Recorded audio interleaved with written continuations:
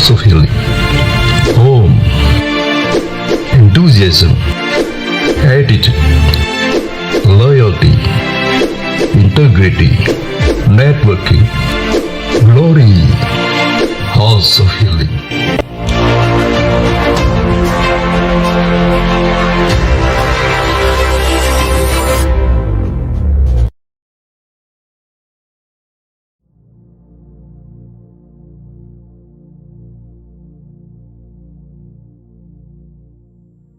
Shalom semuanya. Hari ini adalah Jumat Agung, di mana kita memperingati kematian Tuhan Yesus. Kita akan merenungkan kembali kasih Tuhan Yesus yang luar biasa bagi kita semua. Yohanes 3 ayat 16 berkata, "Karena begitu besar kasih Allah akan dunia ini, sehingga Ia telah mengaruniakan Anak yang tunggal, supaya setiap orang yang percaya kepadanya tidak binasa, melainkan beroleh hidup yang kekal." Ada apa dengan manusia sehingga Tuhan Yesus harus datang ke dalam dunia ini? Alkitab berkata, semua orang telah berbuat dosa dan telah kehilangan kemuliaan Allah. Upah dosa adalah maut, mati, tempatnya di neraka. Neraka adalah tempat yang sangat mengerikan. Jangan sampai masuk neraka. Karena itu Tuhan Yesus datang ke dalam dunia ini untuk menyelamatkan kita semua. Bagaimana cara Tuhan Yesus menyelamatkan kita? Alkitab berkata, Tuhan Yesus yang tidak mengenal dosa, dijadikan dosa oleh karena kita semua. Supaya di dalam Dia, yaitu mereka yang percaya kepada Tuhan Yesus, dibenarkan oleh Allah. Apa arti dari ayat ini? Tadi dikatakan semua orang telah berbuat dosa dan telah kehilangan kemuliaan Allah. Upah dosa ialah maut, mati. Jadi Tuhan Yesus harus mati menggantikan saudara dan saya. Salibnya,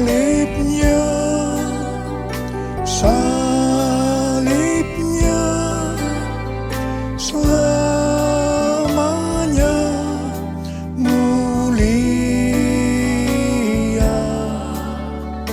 Dosaku disucikan oleh darah Yesus.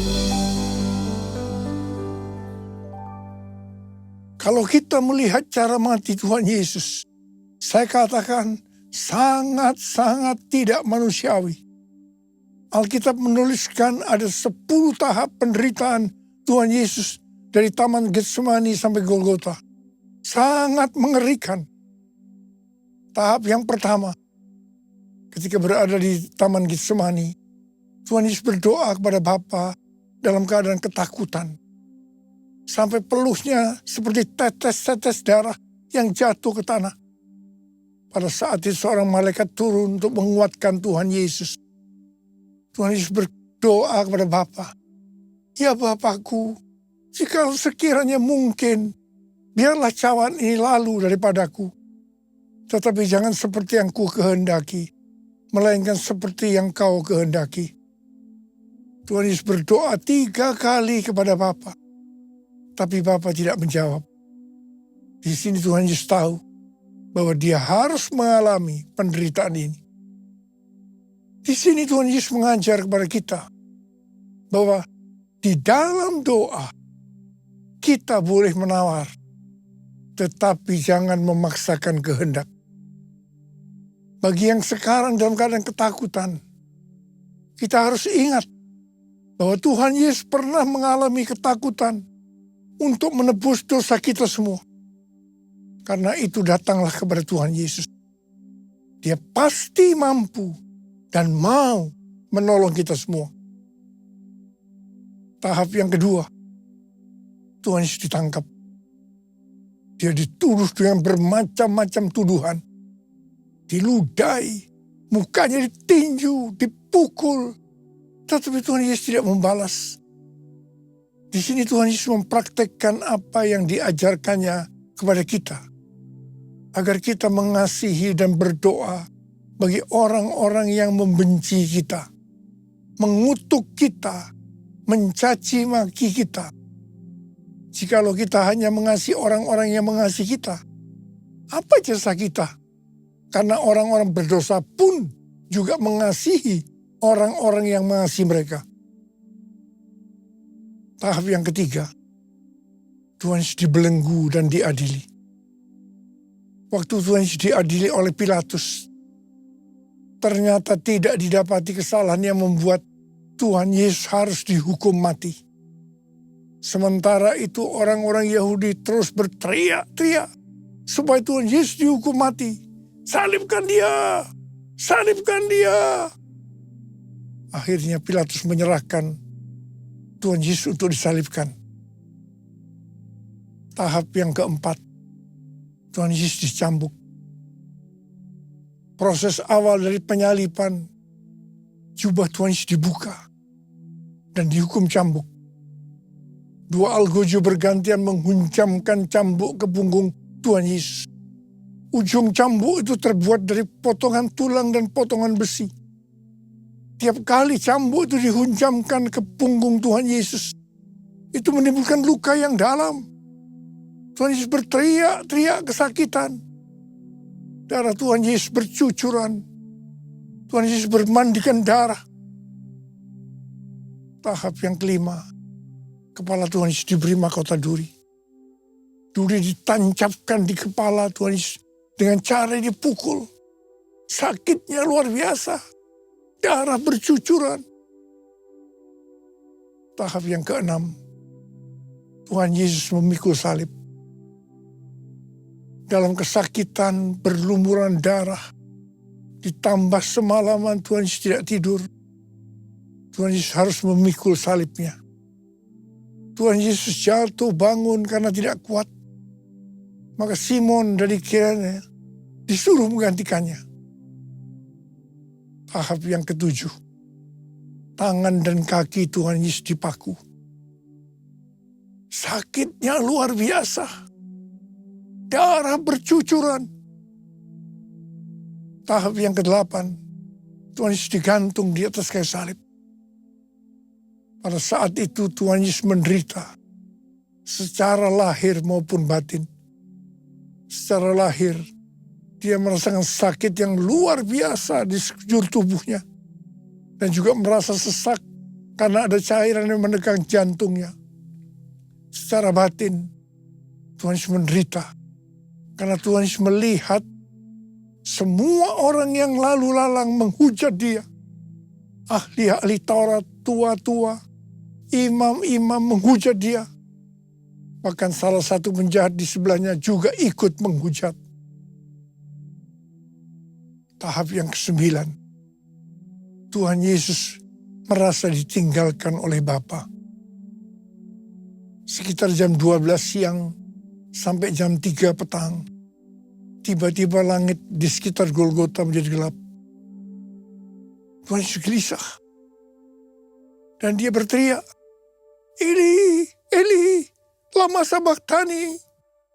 Allahku, Allahku, mengapa engkau meninggalkan aku? Tuhan Yesus merasa ditinggalkan oleh Bapa. Orang yang berdosa pada hakikatnya dipisahkan dari Bapa. Jadi untuk menebus orang yang berdosa, maka Tuhan Yesus harus merasakan ditinggalkan oleh Bapa. Dipisahkan dari Bapa. Saya percaya ini adalah puncak penderitaan Tuhan Yesus. Penderitaan lainnya tidak ada artinya dibandingkan merasa ditinggalkan oleh Bapa. Bagi saya, kalau saya tidak bisa merasakan hadirat Tuhan, itu adalah hal yang paling berat dalam hidup saya. Karena itu setiap hari, saya selalu menjaga langkah-langkah dalam hidup, agar saya terus mengalami hadirat Tuhan. Kalau ada dosa, harus cepat diselesaikan. Supaya terus merasakan hadirat Tuhan. Saya berharap saudara juga melakukan hal yang sama seperti itu. Kalau ada di antara kita yang sudah tidak merasakan hadirat Tuhan, dan kita menganggap itu biasa, kita harus bertobat. Tidak ada yang lebih berbahagia daripada kalau kita berada dalam hadirat Tuhan. Sebab Alkitab berkata, di hadapanmu ada sukacita berlimpah-limpah. Artinya di dalam hadirat Tuhan ada sukacita dan kebahagiaan yang berlimpah-limpah. Tahap yang ke-10. Tuhan Yesus berkata, sudah selesai. It is finished. Ya Bapa, ke dalam tanganmu kuserahkan nyawaku. Lalu Tuhan Yesus mati. Pertanyaannya, mengapa Tuhan Yesus harus mati dengan cara demikian? Mengapa tidak dengan cara yang mudah? Dipenggal kepalanya, selesai. Mengapa Tuhan Yesus harus mati dengan bermandikan darah? Alkitab katakan, tanpa penumpahan darah. Tanpa penumpahan darah, tidak ada pengampunan dosa. Untuk mengampuni dosa saudara. Dosa saudara. Dosa saudara. Dosa saya. Tuhan Yesus harus mati dengan cara demikian. Selain itu, apalagi yang Alkitab katakan dengan cara mati Tuhan Yesus yang seperti itu. Yang pertama, penyakit kitalah yang ditanggungnya. Yang kedua, penderitaan kita yang dipikulnya. Dan oleh bilur-bilurnya kita disembuhkan. Turuku kasih-Mu Yesus, Kau telah mati gantikan diriku. Kau curahkan darah-Mu untuk tebus dosaku. Layaklah Kau Tuhan dipuji dan disembah dengan segenap hatiku. Layaklah Kau Tuhan dipuji dan disembah dengan segenap jiwa ragaku. Dengan segenap jiwa ragaku. Dengan segenap jiwa ragaku. Alkitab katakan, Tuhan Yesus mati karena dosa-dosa kita. Dia dikuburkan, tapi pada hari yang ketiga Dia dibangkitkan. Haleluya! Tuhan Yesus tidak selamanya mati. Tapi pada hari yang ketiga Tuhan Yesus dibangkitkan. Hidup, hidup, hidup selamanya. Yesusku hiduplah, hidup selamanya. Hidup, hidup, hidup selamanya. Yesusku hiduplah. Oh haleluya, oh haleluya. Yesusku hiduplah. Oh haleluya, oh haleluya. Yesusku hiduplah. Yesusku hiduplah. Yesusku hiduplah. Apa yang Alkitab katakan kalau sampai Tuhan Yesus tidak bangkit? Yang pertama, sia-sialah pemberitaan firman Tuhan. Saya di sini memberitakan firman Tuhan tidak ada artinya. Sia-sia. Tapi puji Tuhan, Tuhan Yesus hidup. Tuhan Yesus bangkit. Pemberitaan firman Tuhan menjadi tidak sia-sia. Hal yang kedua, kalau sampai Tuhan Yesus tidak bangkit, sia-sialah kepercayaan kita. Dan kita akan tetap mati di dalam dosa-dosa kita. Demikian juga dengan orang-orang yang mati di dalam Tuhan. Mereka akan tetap binasa. Tetapi puji Tuhan, Tuhan Yesus bangkit. Kita tidak akan mati di dalam dosa-dosa kita, tetapi kita akan bersama-sama dengan Tuhan Yesus selama-lamanya. Haleluya! Hal yang ketiga, kalau sampai Tuhan Yesus tidak bangkit, kita adalah orang-orang yang paling malang dari segala manusia. Tetapi puji Tuhan, Tuhan Yesus bangkit. Kita bukan orang-orang yang paling malang, tapi justru orang-orang yang paling beruntung dari segala manusia. Ada berapa banyak orang-orang yang paling beruntung dari segala manusia? Angkat tangan saudara. Sebab Dia hidup, ada hari esok. Sebab Dia hidup, tak gentar, karena ku tahu Dia pegang hari esok. Hidup jadi berarti sebab Dia hidup. Hidup jadi berarti sebab Dia hidup. Hidup jadi berarti sebab Yesus hidup. Karena Tuhan Yesus hidup, maka ada hari esok. Karena Tuhan Yesus yang pegang hari esok saudara dan saya, Dia hidup. Dia berkata kepada kita semua, jangan kamu khawatir. Jangan kamu khawatir. Apa yang akan kamu makan? Apa yang akan kamu minum? Apa yang akan kamu pakai? Semua itu dicari oleh bangsa-bangsa yang tidak mengenal Allah. Tapi Bapamu di surga tahu, kamu memerlukan semuanya itu. Karena itu, carilah dulu kerajaan Allah dan kebenarannya. Maka semuanya, apa yang saudara butuhkan akan ditambahkan kepadamu. Yang percaya katakan amin. Karena Tuhan Yesus hidup, maka mujizat-mujizat yang dilakukan oleh Tuhan Yesus masih ada sampai dengan hari ini. Orang buta melihat, orang lumpuh berjalan, orang tuli mendengar, orang mati dibangkitkan, orang kusta menjadi tahir, dan kepada orang-orang miskin diberitakan kabar baik.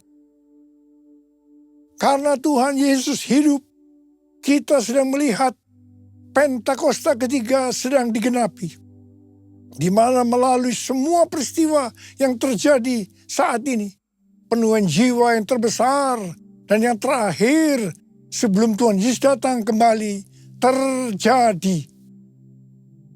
Hari-hari ini terjadi kebangkitan generasi Yeremia, yaitu generasi anak-anak muda yang penuh dengan Roh Kudus, cinta mati-matian kepada Tuhan Yesus, tidak kompromi terhadap dosa, dan akan memenangkan banyak jiwa. Karena Tuhan Yesus hidup, maka hari-hari ini kita sedang menyelesaikan amanat agung Tuhan Yesus.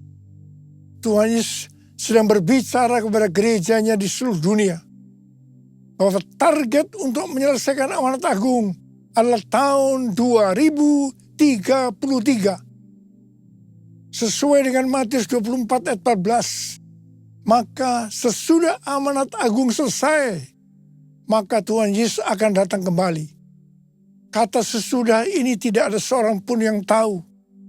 Bisa 1 hari, bisa 1 minggu, bisa 1 bulan, 1 tahun, atau beberapa tahun. Tetapi yang pasti waktunya tidak akan lama. Karena Tuhan Yesus berkata, Aku datang segera. Target untuk menyelesaikan amanat agung adalah tahun 2033. Tetapi Tuhan Yesus bisa saja datang sebelum tahun 2033. Karena Tuhan Yesus bisa datang sewaktu-waktu. Yang jelas, sebelum Tuhan Yesus datang, Injil Kerajaan Allah sudah diberitakan ke seluruh dunia menjadi kesaksian bagi semua bangsa.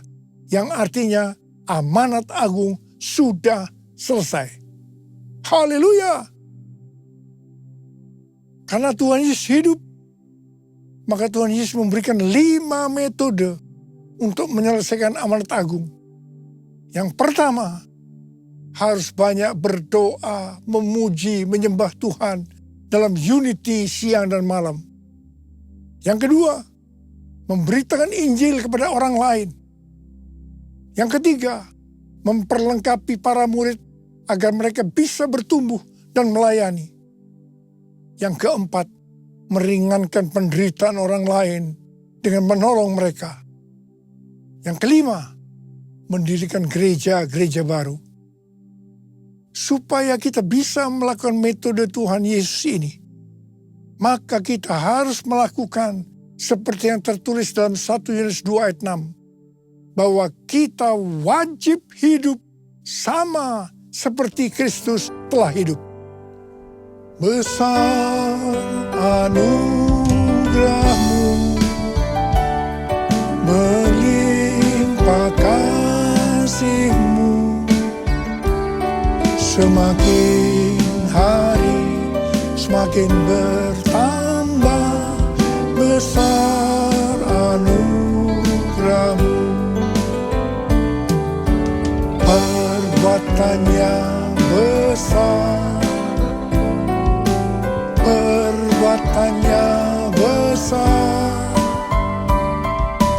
perbuatannya besar, pujilah namanya. Angkat tangan kita, perbuatannya, perbuatannya besar, perbuatannya besar, perbuatannya besar, pujilah namanya. Mari sembah Dia, sekarang yang sudah berbahasa roh itu berbahasa roh saat ini. Yang belum berbahasa roh jangan diam, katakan haleluya, haleluya, haleluya.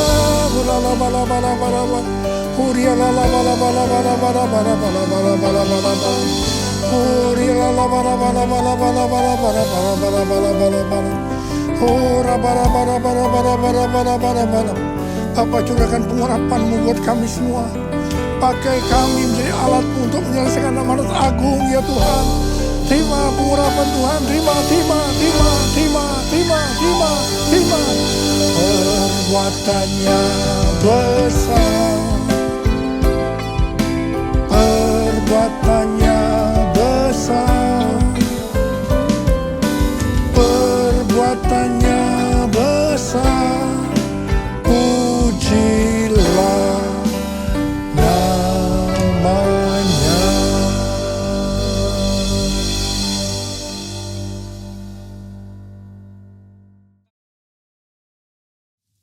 Kita akan masuk dalam perjamuan kudus. Kita akan mengingat ayat ini. Sebab setiap kali kamu makan roti ini dan minum cawan ini, kamu memberitakan kematian Tuhan sampai Ia datang.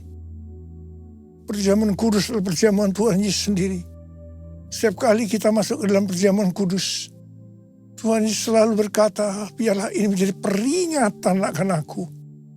Karena itu mari, tundukkan kepala, arahkan hati kita kepada kebaikan Tuhan. Supaya kita lebih mengasihi Tuhan Yesus.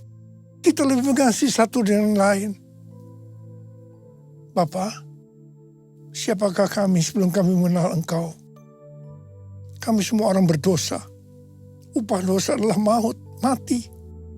Tapi Engkau yang tidak berdosa telah dijadikan dosa oleh karena kami ya Tuhan. Engkau harus turun dari sorga mulia, mati ganti kami dengan penderitaan yang luar biasa. Sungguh kalau kami pikirkan betapa baiknya Engkau itu. Engkau jadikan kami sebagai anak-anak-Mu. Engkau berkati, Engkau tuntun, Engkau bela. Engkau hajar juga kalau kami salah. Itu Engkau ya Abah. Itu Engkau. Tuhan akan memberkati kita melalui perjamuan kudus. Tapi Tuhan mau kita makan dan minum dengan cara yang benar. Karena itu masing-masing berdoa. Lihat keadaan dirimu. Introspeksi. Kalau ada dosa yang Tuhan ingatkan saat ini, langsung minta ampun. Minta ampun supaya diberkati. Ampuni kami Tuhan. Ampuni. Ampuni. Ampuni. Bapa, Engkau melihat anak-anak-Mu sedang menyelesaikan segala sesuatu yang dengan Tuhan. Layakkan kami untuk masuk dalam perjamuan kudus ya Aba. Kami akan masuk dalam perjamuan kudus dengan hati yang penuh ucapan syukur. Dalam nama Yesus kami berdoa. Amin. Mari, angkat roti di tangan kanan kita tinggi-tinggi. Sebab apa yang telah kuteruskan kepadamu telah aku terima dari Tuhan. Yaitu bahwa Tuhan Yesus pada malam waktu ia diserahkan mengambil roti. Dan sesudah itu ia mengucap syukur atasnya. Ia memecah-mecahkannya dan berkata, inilah tubuhku yang diserahkan bagi kamu. Perbuatlah ini menjadi peringatan akan aku. Saudara kasih Tuhan, bukankah roti yang kita pecah-pecahkan ini adalah persekutuan kita dengan tubuh Kristus. Mari kita makan dalam nama Yesus.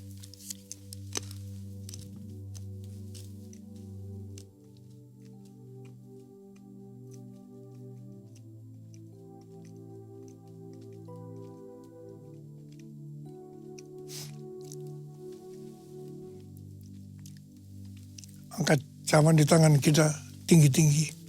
Mungkin juga yang mengambil cawan sudah makan lalu berkata, cawan ini adalah perjanjian baru yang dimeteraikan oleh darahku.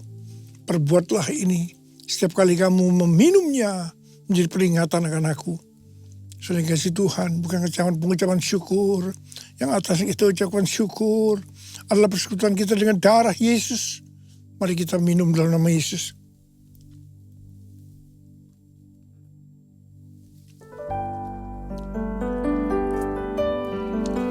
Ucapkan syukur dan terima kasih dengan suara. Jangan diam. Tuhan, terima kasih ya Tuhan. Terima kasih ya Tuhan. Terima kasih ya Tuhan. Terima kasih ya Tuhan. Terima kasih. Kau melihat anak-anak-Mu. Saat ini Kau sedang menyembuhkan yang sakit. Membebaskan yang terikat. Engkau menghibur yang susah, Engkau menguatkan yang lemah, Engkau memberikan pengharapan-pengharapan yang baru bagi yang datang dengan keadaan putus asa. Tuhan, terima kasih. Tuhan, terima kasih. Terima kasih. Terima kasih. Terima kasih, Yesusku. Terima kasih, Yesusku. Puji syukur hanya bagi Tuhanku. Terima kasih Yesusku, terima kasih Yesusku. Puji syukur hanya bagi Tuhanku. Terima kasih, terima kasih Yesusku, terima kasih Yesusku. Puji syukur hanya bagi Tuhanku.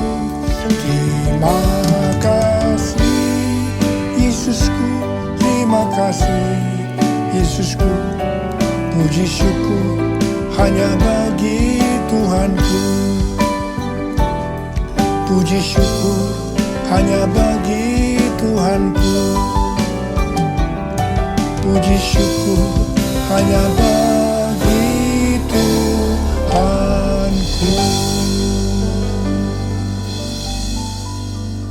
Sekarang terimalah berkat Tuhan. Kasih karunia yang berlimpah-limpah daripada Allah Bapa dalam anak yang tunggal Yesus Kristus. Persekutuan yang manis dengan Roh Kudus menyertai kita semua mulai hari ini. Sampai Tuhan Yesus datang menjemput kita di awan-awan dan bahkan sampai selama-lamanya.